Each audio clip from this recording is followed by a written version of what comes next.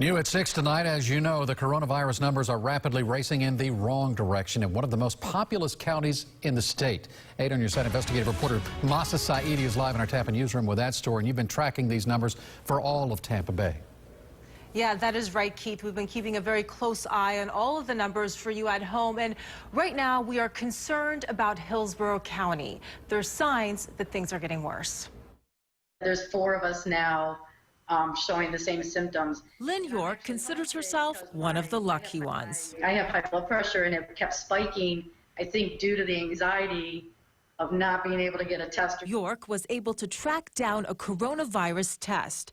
Tonight, she's on pins and needles waiting for her results. Meantime, in Hillsborough County, a lot of test takers just got bad news.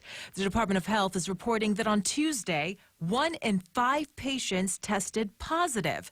That's a positivity rate of 20%. That number has been steadily climbing in the wrong direction. If you look at the percent positive, which is something we track very closely. Percent positivity is an indicator that matters. Governor Ron DeSantis doesn't just talk about it.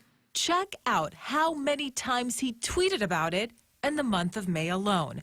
But what about ICU beds? Another important indicator. Well, I would say hospitals and all their administrators are very concerned. 8 on your side closely tracks coronavirus data for all of Tampa Bay. And this morning, we saw the number of available ICU beds briefly drop to just 5% in Hillsborough County. Dr. John Green is the chief of infectious diseases at Moffitt. And hospitals are taking a serious look at this by going to their disaster planning and saying, can I convert some of my areas into more critical care ICU beds? And Dr. Green says that hospitals, in fact, can quickly convert beds into ICU beds. He does call this a second spike, but he says this time we are veterans, we can handle it, and hopefully keep that mortality rate down, Keith. And we talk about this positivity rate. That number moves and fluctuates all over the place. 24 hours, it's like 16, 70%. Since the beginning, it's what, like 6%? There's maybe some good mixed news there, but what will be the impact of Hillsborough's higher positivity rate if it continues? An ICU bed shortage.